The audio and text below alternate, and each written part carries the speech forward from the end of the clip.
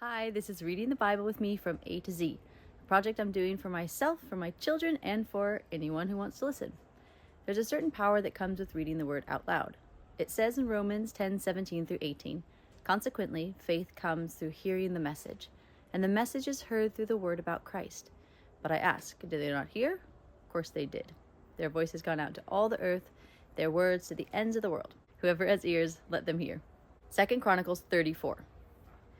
Josiah was 8 years old when he became king, and he reigned in Jerusalem for 31 years. He did what was right in the eyes of the Lord and followed the ways of his father David, not turning aside to the right or to the left. In the 8th year of his reign, while he was still young, he began to seek the God of his father David. In his 12th year, he began to purge Judah and Jerusalem of high places, Asherah poles, and idols. Under his direction, the altars of the Baals were torn down. He cut to pieces the incense altars that were above them and smashed the Asherah poles and the idols. These he broke to pieces and scattered over the graves of those who had sacrificed to them. He burned the bones of the priests on their altars, and so he purged Judah and Jerusalem.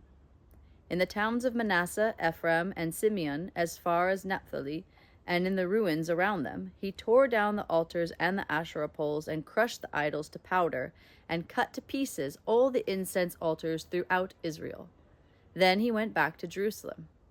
In the 18th year of Josiah's reign, to purify the land and the temple, he sent Shaphan, son of Azaliah, and Maaseiah, the ruler of the city, with Joah, son of Joaz, the recorder, to repair the temple of the Lord his God. They went to Hilkiah the high priest and gave him the money that had been brought into the temple of God, which the Levites, who were the gatekeepers, had collected from the people of Manasseh, Ephraim, and the entire remnant of Israel, and from all the people of Judah and Benjamin, and the inhabitants of Jerusalem. Then they entrusted it to the men appointed to supervise the work on the Lord's temple. These men paid the workers who repaired and restored the temple.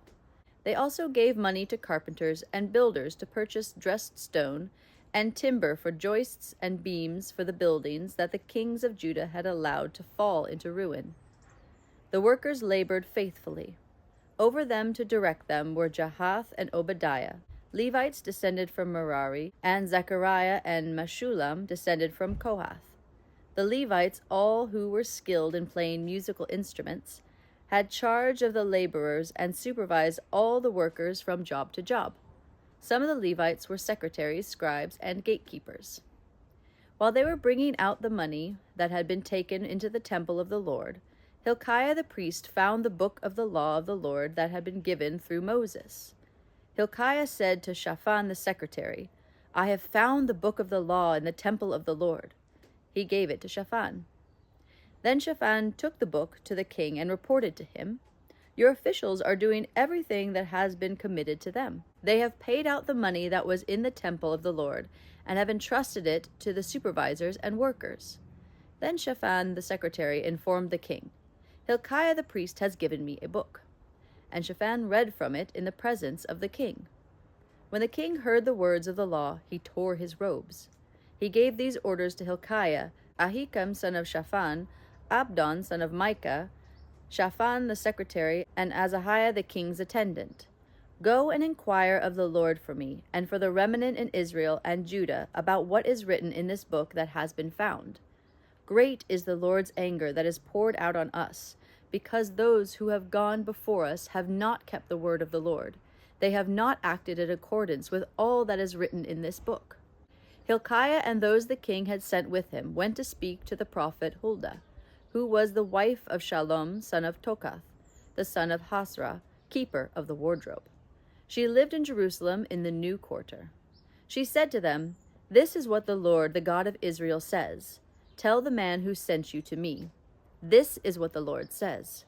I am going to bring disaster on this place and its people, all the curses written in the book that has been read in the presence of the king of Judah. Because they have forsaken me and burned incense to other gods and aroused my anger by all that their hands have made, my anger will be poured out on this place and will not be quenched. Tell the king of Judah who sent you to inquire of the Lord, this is what the Lord, the God of Israel, says concerning the words you heard. Because your heart was responsive And you humbled yourself before God when you heard what he spoke against this place and its people.